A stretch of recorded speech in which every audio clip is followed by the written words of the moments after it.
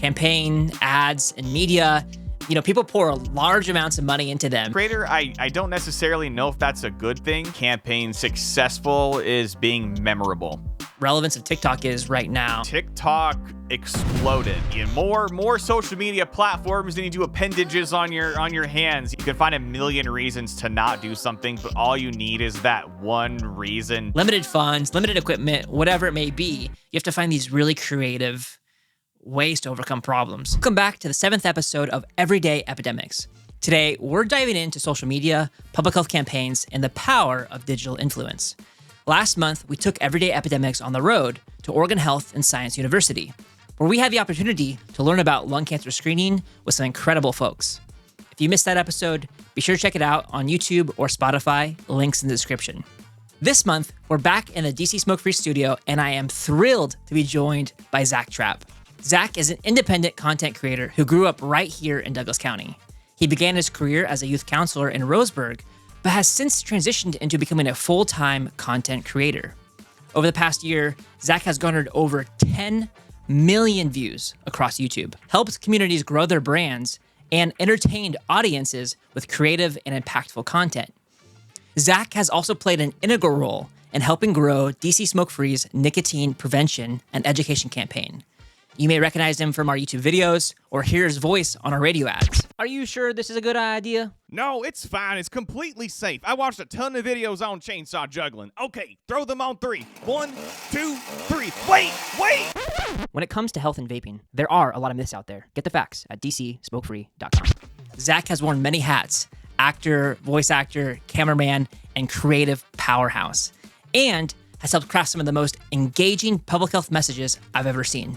Welcome to the podcast, Zach. Thank you. Good to be here. Okay, so today we're diving into the nitty-gritty of content creation and exploring how we blend creativity with public health messaging. We're talking about the work that we've done over the past year, some of those lessons that we've learned along the way. We'll also get into why we chose YouTube as our home platform and tackle the big question everyone seems to ask. What's the deal with the YouTube algorithm? And does consistency really matter? This is Everyday Epidemics. Don't forget to leave a like, subscribe, and share. Zach, tell me about your journey into content creation. What inspired you to start, and what's the experience been like so far? Oh, man. I've always been a camera geek. I think my real journey I started on YouTube. I always had an interest in funny videos, and it was actually, for me, around middle school, it was a way to fight back against depression, actually. I was at a very low point, struggled with depression, and parents had got divorced. A lot of other things in my personal life had really sort of created a storm. And one night I was up late watching YouTube, and, it was like 3 a.m. by the time I got done. And I realized, like, wow, for that X amount of time, those hours I was watching YouTube, I completely forgot about all those problems, all those bad feelings. And ever since that day, it just really struck a home run in my mind that, like, wow, I want to try to be that person for as many people as I can, whether you're laughing with me, you're laughing at me, or just listening to some random bald guy talk about some random topic. That's really how it all got started for me, was just as a way to get rid of bad feelings. And then from there, I just fell in love with creating. So it sounds like content creation for you means so much more than just an entertainment value. Absolutely. 100%. It's my purpose, if you will. And how long have you been doing content creation for? Probably like 16, 17 years. I started before YouTube, but just running around with my family's camcorder on the little tapes or the little DVDs. Yeah, so for a very long time. Can you tell me a little bit about your journey in Roseburg? Yeah, so I moved to Roseburg, I believe, in 2000 from Anaheim. And I grew up, my dad was doing dental tech work, and a lot of companies out there were selling out to corporations, and he wanted to own his own business. So that's what actually brought me out to Roseburg. I was homeschooled for a lot of that. And then, middle school, high school, I went to public school from there. But Roseburg's a very interesting little town. But as I grew up, I realized it was not the place for me. I don't as much appreciate the small town life. I always envisioned myself living in, like San Diego or LA, or, now I'm in Arizona. So for me, I always wanted to get the heck out. Hey there, do you want more engaging content, the latest updates on tobacco, and a behind-the-scenes look at my work on DC Smoke-Free? I personally write and share one newsletter a month. No spam, just real insights. You can sign up now by clicking the link in the description.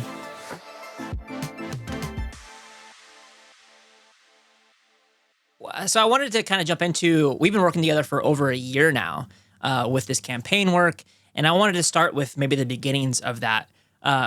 We initially came up with the idea to start on YouTube. Do you remember why we thought that was the right platform for this campaign? Yeah, I mean, I think the more time passes, I think the more people are online. And, YouTube's really a search engine. So if you want to find information about knitting or fitness or what clothes should I wear, what game should I play, you could find pretty much anything you're looking for on YouTube. And young people are on YouTube, older people are on YouTube. Is a really strong staple in social media right now. So I think it's the perfect place to start, because there's not a lot of, I feel like there's some good entertaining videos out there, but a lot of it is more informational. So I think, there's an opportunity for us to provide entertaining and educational content and just bring them together for some cool stuff. Yeah, and I think we started this journey really together. I mean, I remember starting with having this idea for a grassroots campaign or an organic campaign, because I was really tired of seeing these traditional public health media campaigns where you have a little bit of funding and you come up with one or two video ideas, you get those videos made, which probably take up 80% of your budget. And then the rest of the 20% of your budget goes to pushing those out through ads, social media, all of that kind of stuff. And then, you run your campaign for a few months, the funding dies, and that's it, right? That's your entire campaign was a couple months of actually being out there and viewed by the community. And I really wanted to do it differently. I had this idea of what if we made fun, engaging videos that carried public health messages, and they were organic and they continued to live on, right? We call this evergreen content. They didn't stop when you ran out of funding. They didn't stop when you or I were out of business or retired or were, move on to different things. They continue to live out there, continue to educate and entertain audiences all around. Yeah, I think it's really important to build a body of work. That's one cool, kind of scary, but also cool thing about the internet is a lot of that stuff is going to be there for the foreseeable future. And I think if we're able to build a engaging and entertaining body of work, for this current point in time, that information is going to be there. And I keep saying the word entertaining, but if you can find that reason to keep people coming back, it's great to build a body of work. What do you think some of the lessons you've personally learned over this past year since starting the campaign? Oh, man. I've always worked solo, so it's been really nice having someone to kind of ping pong ball ideas and create an echo chamber with, hey, I have this idea. How can we, make this a bit more public healthy? Or sometimes it's like, hey, this is a little bit too public healthy. How can we provide some entertainment value? But for me, just I've really enjoyed the whole process of creating, from script writing and storyboarding to actually going out and setting something up and recording, down to the editing and the revising process. So it's just been really cool making these different type of videos than I would normally be making and see those actually come out as these awesome pieces of content. One thing that I've really learned is figuring out what content we should make based on our target audiences, which is primarily youth. So since we started to now, I've started doing a lot more presentations at high schools and middle schools, and it really helps us get a finger on the pulse, so to speak, to say what are the real issues in Douglas County, what are the real issues in our community. So, for instance, I went to a recent high school, did a whole presentation on vaping, and at the end I said, do you guys have any questions for me? And not one question was about vaping. It was all about Zyn, or nicotine pouches. And that was the real pressing issue in these communities, nicotine pouches. That's right now what's happening on the ground. And here I am talking about vaping, which is sort of this old thing, right? And I don't feel old. I feel like I'm still young and I still have a good sense of how to connect with youth and how to resonate with them. But in that moment, I was like, man, what am I doing? And so we went out and we actually filmed an entire commercial, not even commercial, a whole video about Zen. And so that was a really cool process. That was really one of the first videos we worked on and filmed and directed and got it made really recently.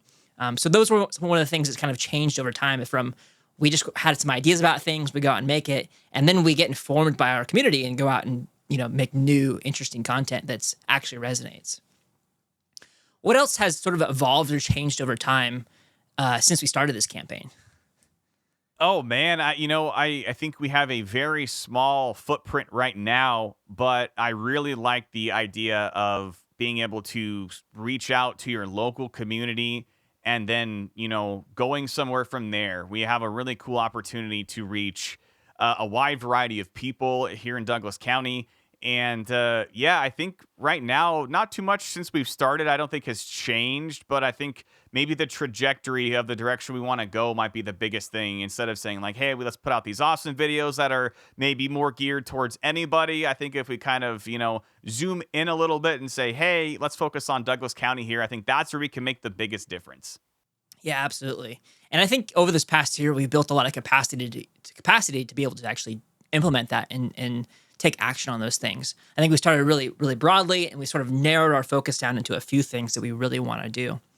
And one thing that I think is really interesting about the work that we do is we do everything, right? We're not contracting big bodies of work out. We're not, contracting the whole video out.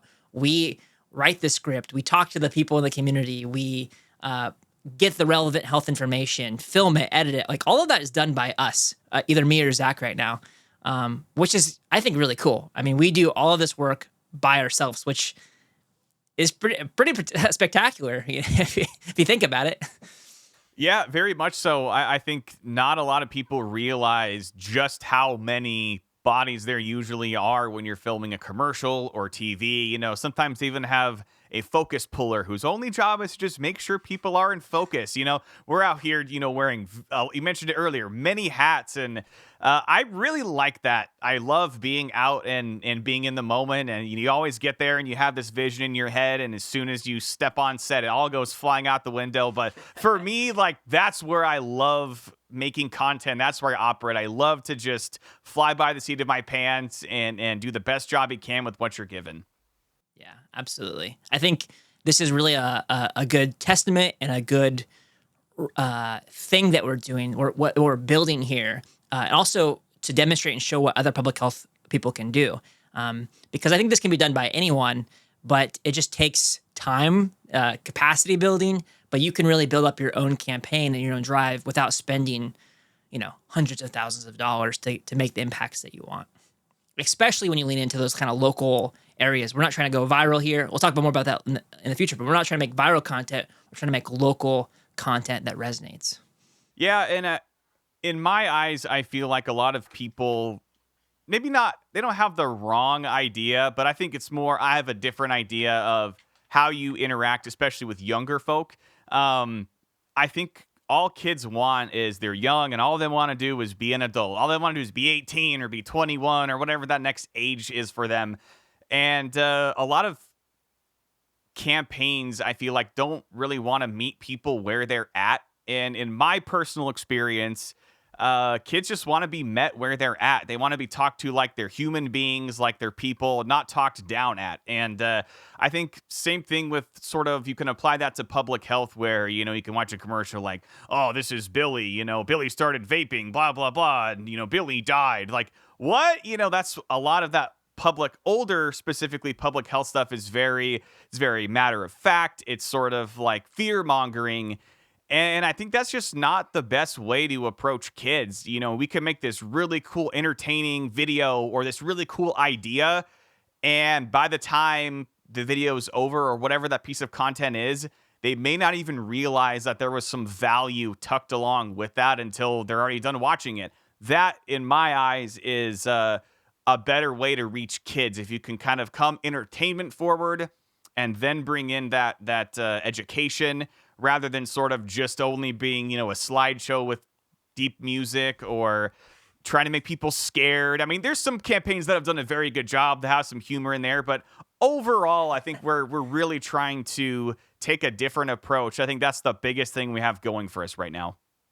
Yeah, we really focus on the positives of why you shouldn't vape or use nicotine products and why that's important. And that's one of the things that draws me to this work and what I love so much is we're not trying to do that fear mongering stuff. We're not trying to scare people into or tricking them into do the things that we think is right. It's like, here's all the available information in a fun and entertaining way. And you just enjoy this video. Oh, and by the way, you learned XYZ. You learned 2 or 3 things in that video.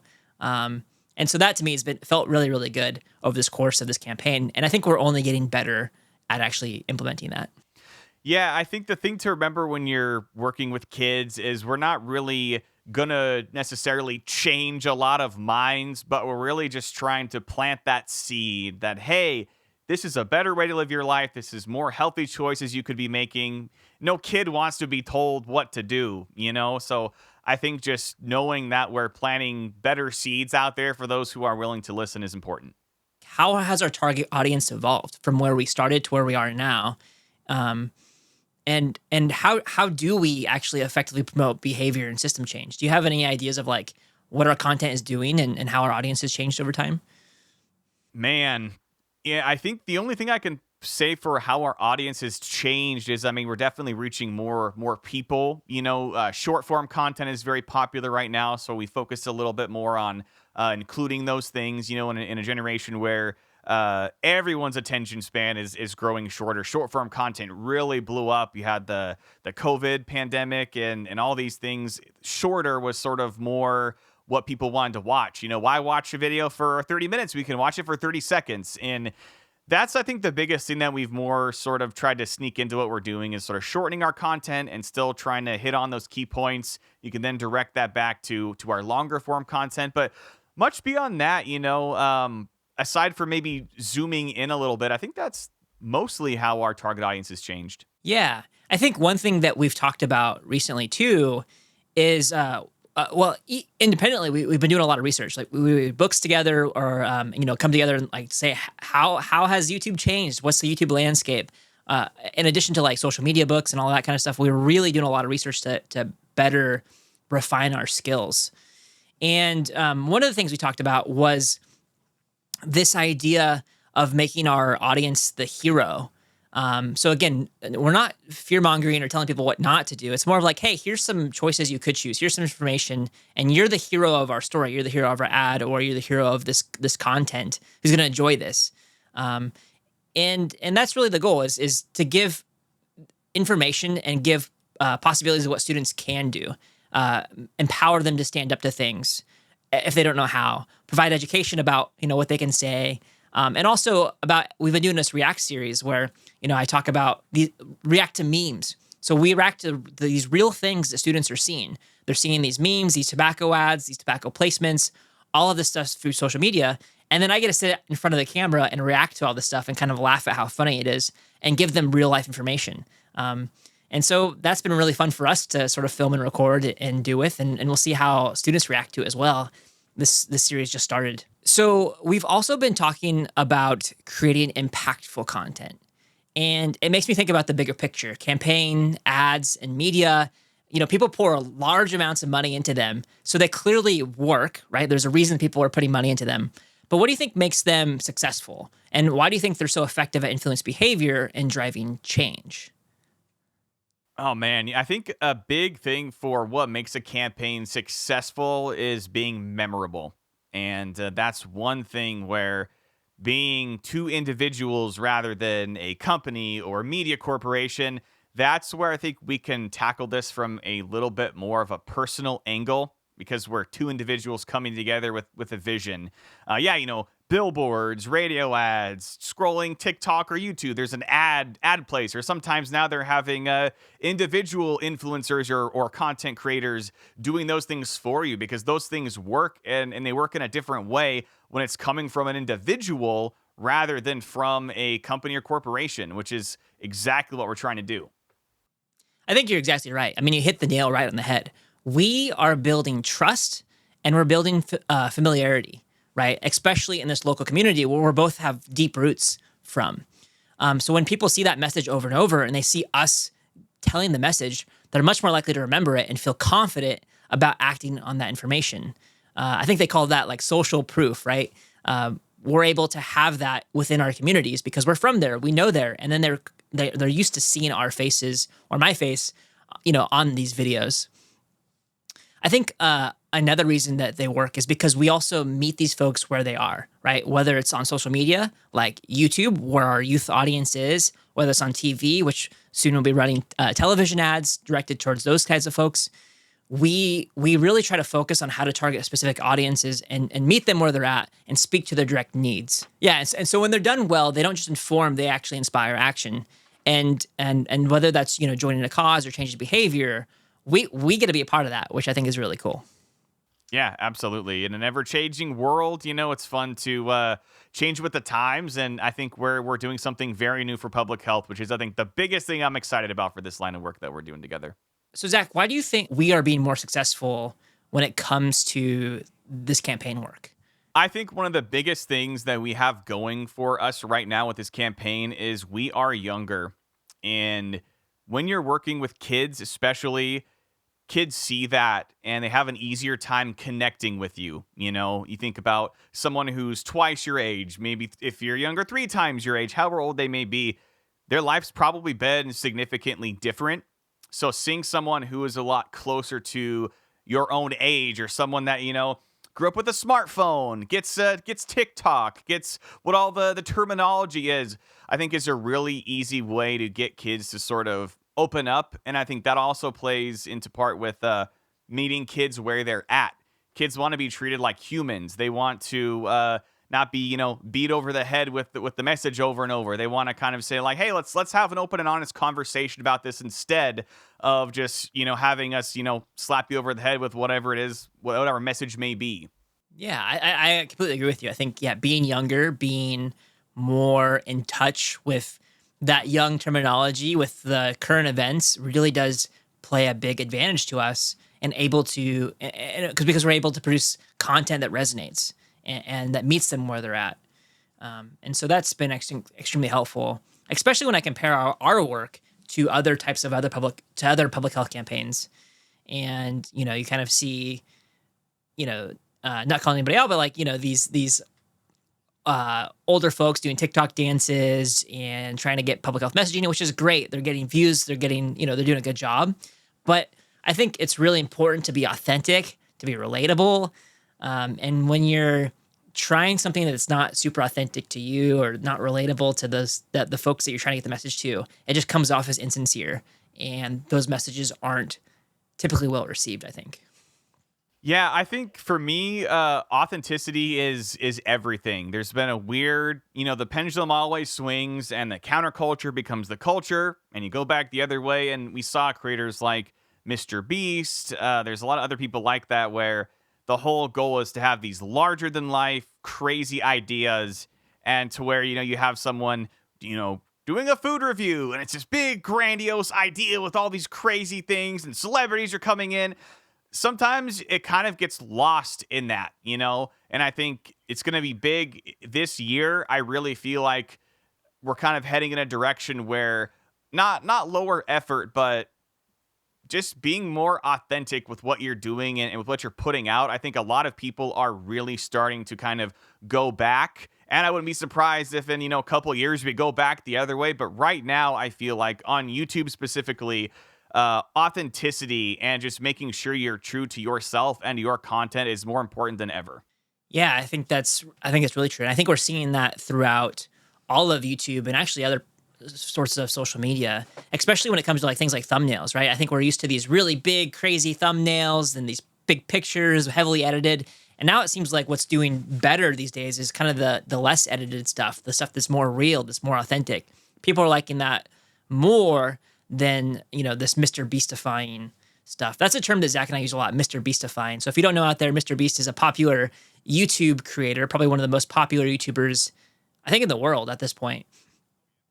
And he, does these big extravagant challenges, if you haven't heard of him. And a lot of people like to copy his style, which is great, but it's not doable for everyone, I think. It's certainly not doable for public health. We can't bring in 100,000 people and 100,000 cameras and, do this massive production for a public health message. So we have to do what we can, I think, and use tools that are available to us. That plays a big role in content creation as a whole. So many people want to get started with making videos for whatever, and I don't have a camera, I don't have a microphone, and now a big reason for why authenticity is valued, because you have a productivity machine in your pocket or backpack, desk, wherever it might be. You have a camera and a microphone and a way to edit videos. So I think right now the barrier to entry is so low. I think that's what pushed everyone towards that sort of high polish. There's a lot of little kids running around with their phone and you're like, why is this on my feed right now? We need good stuff. But now I think we're kind of going the other way and we're like, yeah, I'm getting kind of sick of that. I'd rather watch more real, authentic people just be themselves and living their own lives, not pretending to live someone else's life. Yeah. And I think the other thing is we can connect. We as people, like psychology, right? We can connect with one person and their story. That's much more relatable to hear about, I don't know, Tom and his journey with leukemia, or Jerry and his struggle with quitting vaping or nicotine use. I can relate to those stories and understand the struggles they're going through. It's much harder to relate to 1,000 different people who all have different things, competing things. It's I just want to turn it off. It's just too much. It's just overload, brain overload, right? So it's about being authentic, relatable, and simplistic, being as simple as possible to drive forward your story or your narrative, whatever that may be. Talking about Mr. Beastifying things, I also hear this question a lot, what is this algorithm that everyone talks about? And then I also get this question, does consistency matter when it comes to social media, when it comes to YouTube or public health campaigns? What are your thoughts about, what is this algorithm that people are talking about? I feel like the algorithm, it always gets mystified, but the basic way to understand it, I think, is if you just throw the word algorithm in the trash and you think of the word algorithm as audience. Who is my audience? The way, YouTube will push out a video to X number of people, and if, a certain percentage is engaging with that content and liking it, you have the opportunity to reach more people and more eventually. Then maybe your video will fall off, and that's kind of why you get this linear sense of growing, because your videos start to, okay, well, now you have 10 people that like your videos, so it's going to reach those 10 and maybe another. You have 11 now, and I think that plays into consistency, because if you're not making videos, you're not going to have an audience. So many people over the years have said, how do I start a stream? How do I start, how do I start making YouTube videos? What's a good microphone to buy? And I'm like, well, have you streamed? Have you made any videos? And the answer is 9 times out of 10 is always no. And I think if a lot of people, it's you have to have one reason to do something, because you can find a million reasons to not do something. And I think when you kind of double down on finding that one reason of why, we're after this because we can make a difference. That's our one reason. That's our one thing we have going. That's saying, hey, green light, let's full send on this. Let's do this thing. And consistency plays into that, because the more you do something, the better you get. It's very easy to live in fear of, this video didn't do as well. Oh man, what could I have done different? That's one thing, but more important is picking yourself up and going after the next one. You apply the things you learned from one piece of content into another. I mean, I've been very consistent, especially over this last year, but I learned something every single day, and I try my hardest to remember to apply those things I'm learning, because if I look back a year ago, I'm thinking, wow, I can already see the difference in little tiny things here and there, and whether it's cadence in a voice, whether it's maybe something I did in editing, maybe it's just different ideas. Your content is a living body of work, and it's gonna change, and without being consistent, you're not really giving yourself that opportunity to grow anywhere. Yeah. So, and I think even taking a step back, it's back to this idea of we make this great content, this public health message, and we want it to get viewed by our community. We want it to get viewed by others, and we want more eyes on it. The more eyes on it, that means we're doing a good job, right? People want to watch this thing, which is our ultimate goal. And so this algorithm is this thing that's hey, if you do these certain things, more people are going to watch your video. More people are going to get more eyes on this. And so consistency is a big part of that. You can't just push out one video a month or one video a year and expect to get lots and lots of views. And that's really a big mistake that I see a lot of public health people doing, or public health advocates, community-based organizations. They have this great, amazing video idea, and they put something together, and it turns out phenomenal, but they post once a year, and it's just not getting the results they need or they want. And so they stop doing it. And I think that's kind of a big flaw. It's like, hey, we can do the social media thing. Like we can do this, and we can make real impacts doing this. But you have to give it time, and you have to be consistent with it. And in fact, over the last year, we've went from way like not consistent at all to very, very consistent, especially in this new year, where we're posting new content daily. We have new daily content. That doesn't mean it's the best content every single day, but we're getting something out there. And Zach talks about, learning. Every time we post a video, we're learning on what to do, what not to do, what does well. And so by being consistent, we get better at content creation. We get better at improving our public health message. And we just have this living body of work that's out there for more people to search, more people to view. It's this evergreen content where people can go back and watch it years later, or 10 years later. Somebody comes across a box of Zyn and goes, "What is this? I don't remember what this is," because maybe it's banned by then or whatever. But now they can look at our video and go, "Oh, this is what it is. This is from a relatable person who's authentic, who's respected in the community, and is giving the best knowledge he has available at the time." So, I think it's really important to be consistent with your content, to understand this algorithm, as Zach said, it's your audience. We want to share it to your audience. And for us, that's primarily youth and getting our message out to them. Yeah, especially when you are new and you're just starting out. If you're not making those videos and trying new things, if you're not putting yourself out there, you're never going to figure out who wants to watch your stuff. You have to be willing to look silly, or have a video that you poured your heart and your soul into just royally bomb, and you're so discouraged. But you leave that video, you're proud of that video, and who's not to say, a year down the road, that video doesn't start getting views. That's another reason of how consistency plays a key. Yeah, actually, that brings up a good point too. I mean, I think you can be a public health office and look at your data analytics. Maybe if you're not consistent, you don't have data analytics to look at. But when you have consistent videos, you can look back at those and say, who is my audience and who is receiving these messages? And if you're consistent, if your target is youth, but now you're seeing your most common age range is between 50 and 70, well, maybe you're making content for 50 and 70-year-olds, and maybe you're really good at that. And potentially you could target, smokers or cessation, or you could do, you can use that data to then to make impactful decisions about the content you're producing.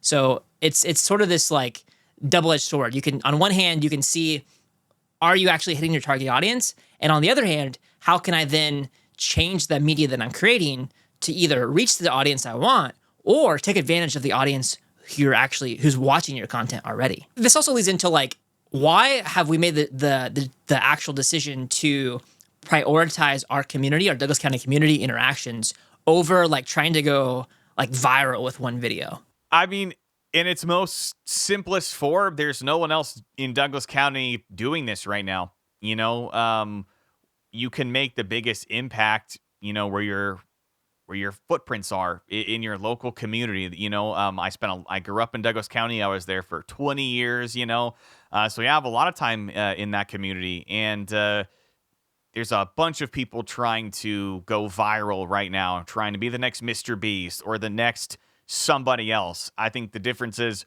we are not trying to be the next somebody else. We're trying to be the first us. And being authentic to that message is saying like, hey, we're here. Let's make content focused around where we are, which is also in the moment, in this place. And yeah, I think just to touch on it again, that's the biggest thing that we have going for us right now. Yeah, we're kind of the first people to do this. We take inspiration from other sources of content. I know for me, Dr. Mike on YouTube is a big source of information. I think he does a good job about doing podcasts and demystifying health information.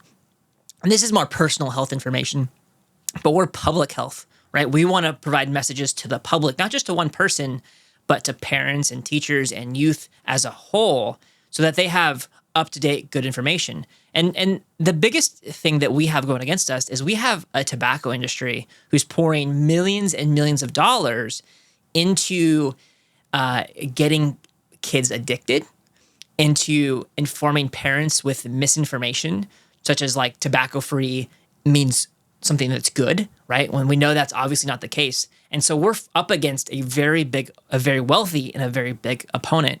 And we have like compared to their funding levels, we're like, tossing scraps over here and do the best we can. And so our impact is really in our communities. That's where we're gonna have the most impact, the most influence, and hopefully, get the right messaging out there, get the messaging that counters these lies.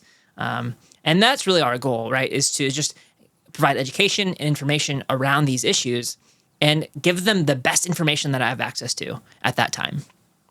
Yeah, you hit on a really interesting point, but the counterpoint of that is, we're the good guys in this fight, no matter how you boil it down or break it down or pick it apart, like these things are not good for you or your health. These are not healthy things or healthy choices. No kid especially wants to be told, what to do. I'm sure, though I never engaged in, tobacco or nicotine myself, I'm sure I would have probably rolled my eyes if someone came in to talk to me as well. But the difference is, I guess kids have some sort of understanding of that. The difference is we're the good guys in this fight. So yeah, we're very outnumbered financially, and there's only two of us at this point making these videos. But yeah, it's widely known and widely accepted that these are not good choices. These are not healthy things for you to be putting in your body. So why are we, guys? Really, why are we? Yeah, it's just interesting you brought that up. Yeah, and it's a big deal. I mean, I think even in today's industry, it's like, especially parents are well aware that cigarettes are like not good for our health, right? Cigarettes cause cancer. There's all these big things, but the industry continuously adapts and brings new products, whether it's nicotine pouches like Zyn or vaping or the next product, which I'm sure will come out soon. All of these things, they're trying to distance themselves because public health has done such a good job about sharing the effects of cigarette use over time. They're like, hey, here's all the poor effects. And people, when I ask kids today, what do you think about cigarettes? They think it's gross, it's disgusting, I wouldn't ever do that, which is absolutely true. When we look at, our data, less than 3% of youth are using cigarettes. But then, tobacco industry comes with tobacco-free options and Zyn and nicotine pouches and all these things, which are, and the distancing themselves from cigarette use. And so our job is to demystify these things, talk about what they actually are, and resonate to youth in a way that actually makes sense. And we're not, again, using this fear-mongering tactics or anything like saying, hey, here's what we know about this product. Here's what the probable long-term causes are. And again, a lot of this stuff we don't even have great data on because they haven't been around long enough. But we don't want to get to a place where 20, 30 years from now, we go, man, I really wish I would have done something earlier to prevent all this. The more research that we have and the more that we're learning, none of it's good. It's not like we're saying, oh, wow, this thing cures cancer. Like that doesn't happen. We're not seeing those effects. We are seeing, more worsened effects, heightened anxiety, heightened depression. We're seeing all of these poor effects as we learn more about these things. So again, we're not going to learn more, like better things about these things. It's always going to be worse and worse things that we're learning. Yeah, that's another interesting point because as time goes forward, they are finding ways to make these things more interesting. They taste better, they smell better, they look better, they're more colorful, or it's since been banned, but a lot of them had cartoon characters or The Simpsons, Rick and Morty, you name all these different things, and their tactics are plain and simply, they're predatory, they're opportunistic. They're there to say, oh, you like Rick and Morty? How about here's your Rick and Morty vape? Here's this, here's that. And that's a new thing because cigarettes never did that either. Right. I think one of the other interesting things about these videos, about public health having their own organic social media channels, is that they're not only seen by youth. I mean, that's our target audience, but they get picked up by lots of different folks. And what I'm hopeful is that a county commissioner sees them, a teacher sees them, a legislator sees them, and goes, hey, so this is what my son was talking about, or this is like the expert information behind what my kids are seeing at school. And then they can go and have those conversations with their kids. They can talk with policymakers or lobbyists or whatever, because the tobacco industry is constantly going into, lobbyist sessions and all of this and saying, hey, we need to preempt these laws and pass this stuff. And if we are able to get a video that reaches those folks, it gives them a little education, a little bit more informed, so that way they're not so at risk to these predatory tactics of the tobacco industry. What do you think are some of these roles of influencers? Do you think? I'm curious about in general. I think there's a lot of this term influencers going around. What even is an influencer in today's digital age? I personally hate the term influencer. You will never, ever really hear me refer to myself as an influencer. I always refer to myself as a content creator or an independent contractor, unless I feel like someone's going to understand who I am, what my role is. That's the only time in a professional setting where you'll ever hear me refer to myself as an influencer, because, maybe aside from liking the video, subscribing, which you guys should do, I'm not here to influence you to do anything. A lot of people are trying to influence you to buy something or to wear something, to act a certain way, be a certain way, do a certain thing. And I feel like that's one way marketing right now is very different, is because a lot of that weight has now gone to individuals. Almost weekly, I get offers from brands or companies saying hey, we want you to, talk about this product, do this thing. I'm like, I would never use that product, so I don't want my face and my identity tied to that. So it's going to be a no for me, but thanks for the offer. But yeah, the role where social media is kind of taking to effect is, you are that part of that brand identity, because it's much easier to say, oh, look at that guy, he is drinking a Pepsi right now, versus just seeing a can of Pepsi. You want to relate to the guy because you're a human yourself. I understand that. I'm not a can. So that's the difference in marketing, and the role it plays is, you're an individual, you're easier to relate to. Do you think that these influencers play a role in spreading health information or health disinformation? I think both, honestly, completely. I have seen it both ways. You have, videos of maybe someone, doing a review on, let's say, a vape device. That's bad. But then maybe you have someone doing a review on maybe a workout program or something good for you, something healthy for your body.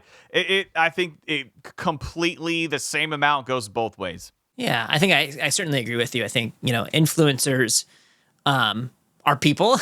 They exist in our society, and they're just folks who have a large following who either enjoy their content or like them as people and want to do what they do. I think there's a lot more influencers in our community than I think it's sort of like this idea of you have a leader in a community, right? Whether it's a priest or, a church gathering or just somebody, a principal or a teacher that people like.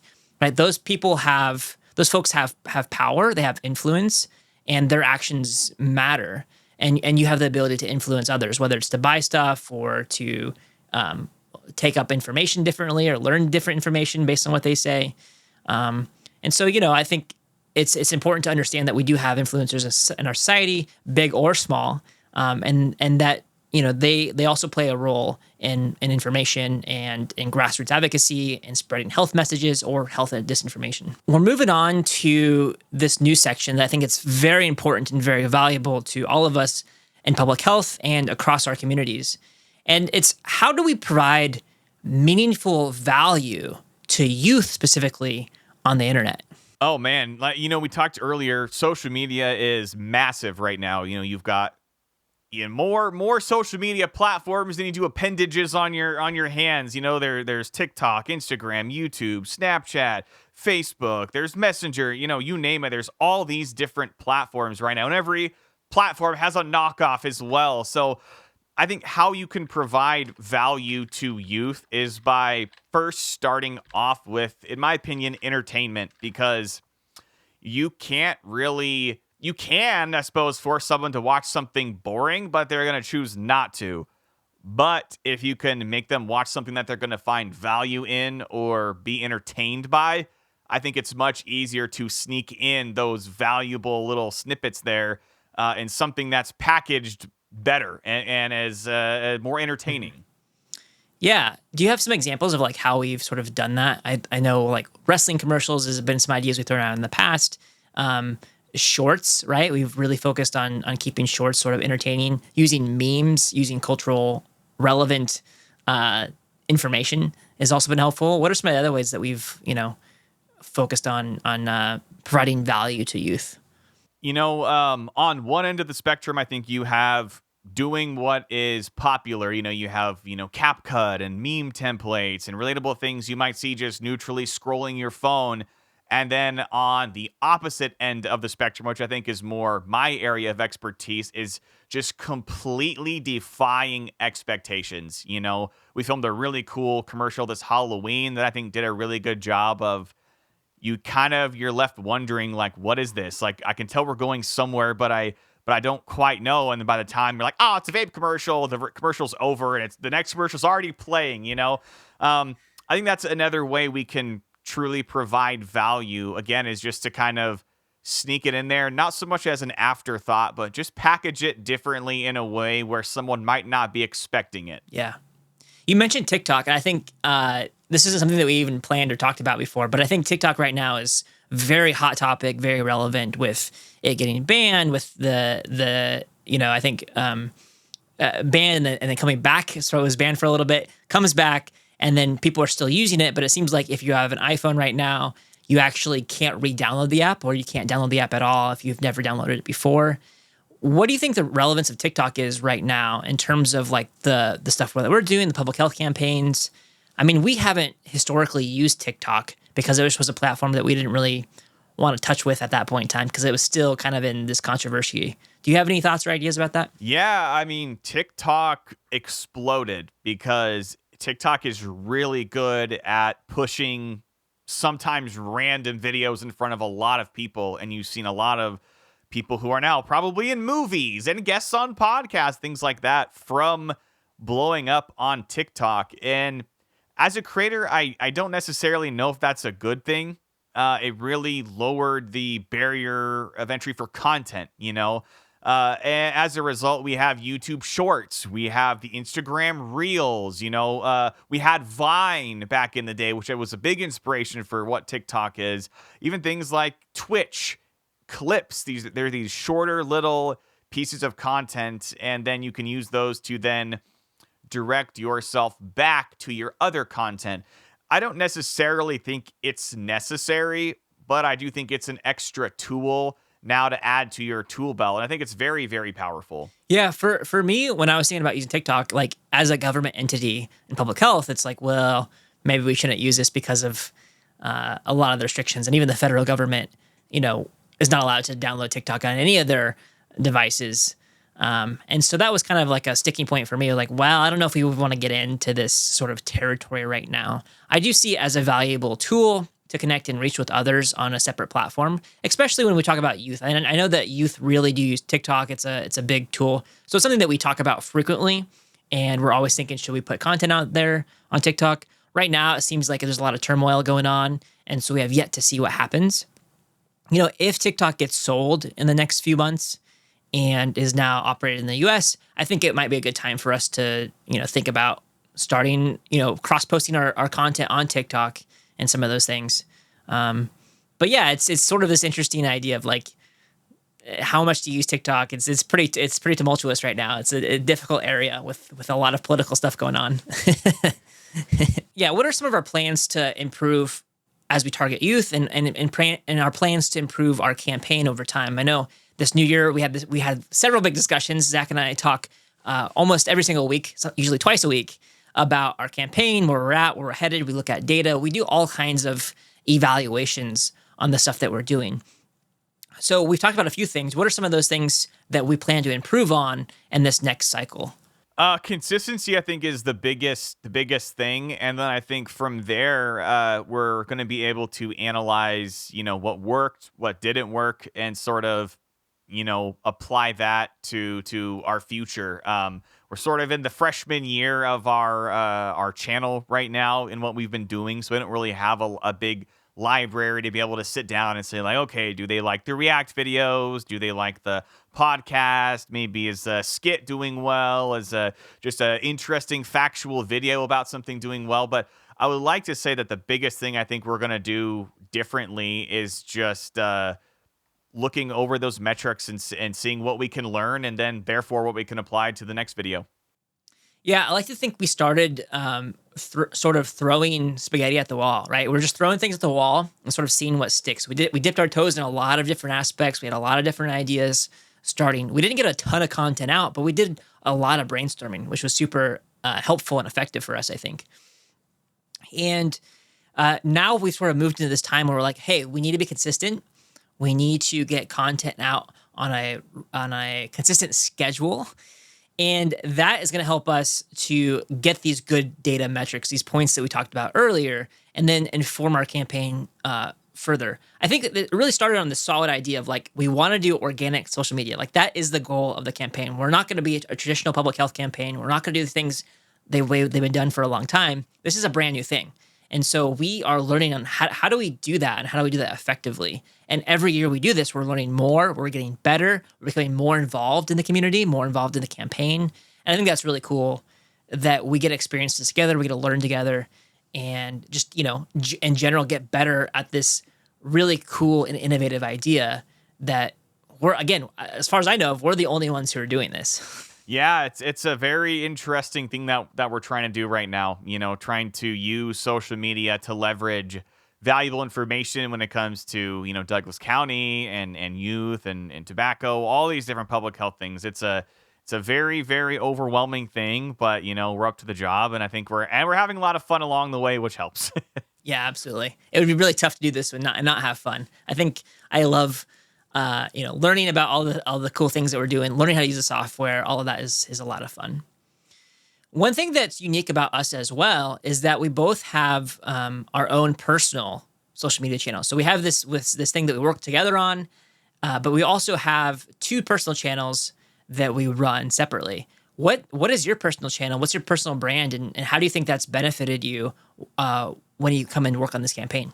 Oh man, I just usually go by my name on my various social media channels, but I think the biggest thing is I've been at this for somewhat of a long time now, so it's going to be much easier for us to get started because a lot of those lessons I've already learned, how to get off the ground, how to record this here, how to record that there, what's a good microphone, what's a good camera. These are all things that when I started making content, YouTube wasn't really, I couldn't, watch a video on how to set up an audio mixer. There wasn't a good video for that. I just had to go do it. I was very young when I started doing that sort of thing. And it's much different now.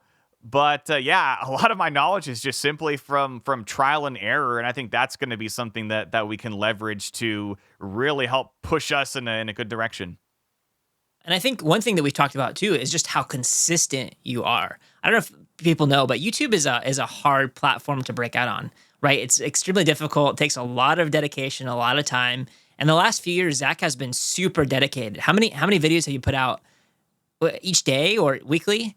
Oh, geez. I put out usually between 2 to 4 videos a day, and I've been doing that for some of those being shorts, But yeah, that's for over a year now. I found in my life that, I mentioned this earlier, but you can find a million reasons to not do something, but all you need is that one reason to do something.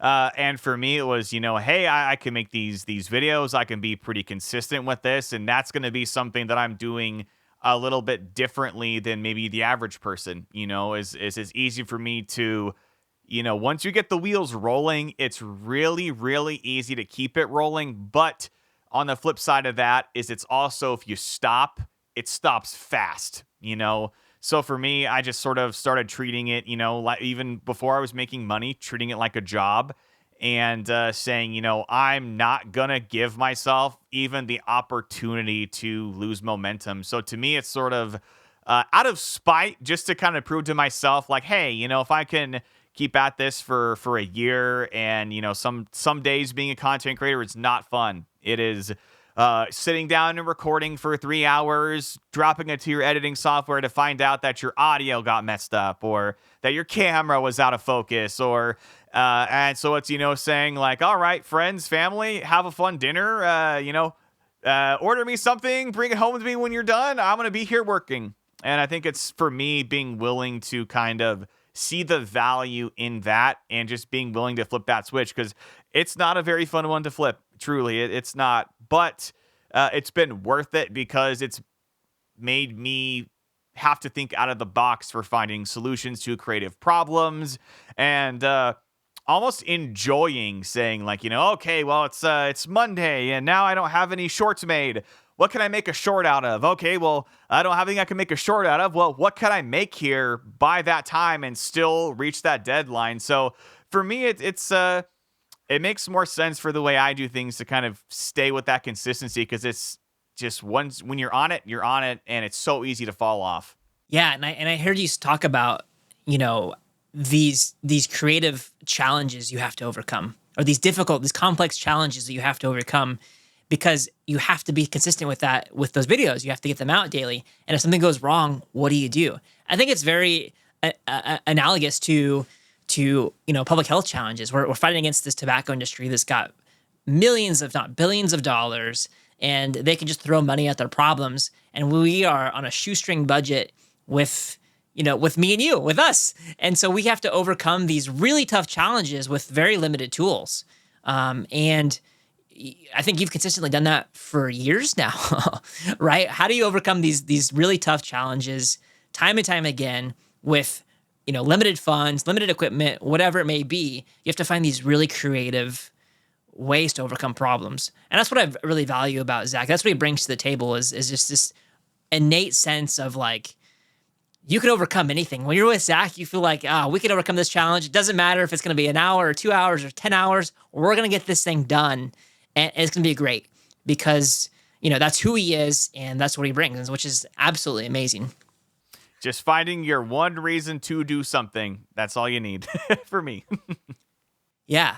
And for me personally, so I do my own search and rescue. I do search and rescue, and I have a dog, Canine Nala, and we go out and do search and rescue. And so that is my own personal channel, and that started about 2 months ago. So it hasn't been as long or as consistent as Zach has, but that channel in itself has taught me a lot of lessons about how to be consistent, right? What content do you put out, and what content? Again, these creative solutions. How do you put out content when you only have an hour of time? How can I film and edit a video in an hour? That's not an easy thing to overcome by any means. You can put out a lot of videos, but not great ones, right? So how do you come out with really good content that's engaging? And we take both of those aspects from me working on this channel, on my own personal channel, and Zach working on his channel, and we come together to come up with really great content for this YouTube channel, DCSmokeFree, which has been an absolute pleasure to work with him on. Yeah, I don't know. Do you have anything more to say about that? Yeah, I think, working with somebody, it's, well, first off, learning how to work together, obviously being two individuals, our ideas are normally different, and how maybe the way we see something being filmed in our heads versus, even me describing it is going to be different than the way, Mitchell might see it in his head. I think learning kind of how to be like, okay, this is more Zach's line here. It's probably going to be more like this. Or, I really love old school. I love practical effects. If I can do something with my hands and a string, I'm much more apt to do that than have some graphic in the background, and I think we're really this year starting to learn how to leverage each other's strong suits for things. And I think that's another, I could have brought that up earlier, but that's another thing that we're really leaning into right now. And I think that we're finding is for the best. Absolutely. Well, I know we're coming close to time. I would love to end on this question, which is, what do you love most about your work? And that can be within this DC Smoke Free campaign. That can be within your own content creation. Just in general, what do you love most about your work? What I love most about my work is just simply the ability to create, to bring something into existence that was not there before I started working on something, whether it be with my own endeavors, with DC Smoke Free, But yeah, just kind of being able to be excited about an idea and work on that idea. And I be able to make money. I'm able to make a living doing things that I'm excited about. I love everything about the creative process, from having that idea in the shower to, hurrying up and getting done and writing it down. And from there, writing a script, making a storyboard, going out and filming, editing. And then from there, seeing this thing that I helped work on or I created myself go out there and other people be able to enjoy, watch that with me, laugh at me. It doesn't matter. But seeing that being put out gives me a big sense of joy. And I think, like I said, just being able to be creative and do something that I'm truly passionate about is absolutely the best thing about my job. Absolutely. Yeah. I think for me, it's about making real change in my community. I really care about Douglas County. I really care about the students and my family and this community as a whole. And the fact that I get to work in public health, that I get to work on these complex, difficult issues. And not only do I get to work on them, I get to work on them with Zach in a very creative way. I get to blend all of my passions for engineering and math and science and videography and filming and graphic design. Like, all of these things come together perfectly to try to solve these big, complex challenges and solve them in a way that benefits my community, that's going to help future generations, leaving a lasting impact. And for me, there's nothing more exciting than being able to be a part of that, being able to do that, and really help future generations in a really interesting and innovative way. And so I think that's really fun about the work that we do, and that's why I love my job. I don't think I want to go anywhere else, because I really love all of the things that we get to do and how we bring it all together. So that's been really cool. We're gonna have fun and make a difference. Sign me up. Absolutely. Well, that is it for Everyday Epidemics. I hope you enjoyed this episode. Thanks again, Zach, for being our special guest and sharing your creative visions and all of our successes on the DCSmokeFree YouTube channel. Thanks for having me. If you haven't checked it out before, I would really encourage you to check it out in the link below. You can check us out on YouTube at DCSmokeFree. You can also check out our website at DCSmokeFree.com. Learn about all things tobacco education and prevention.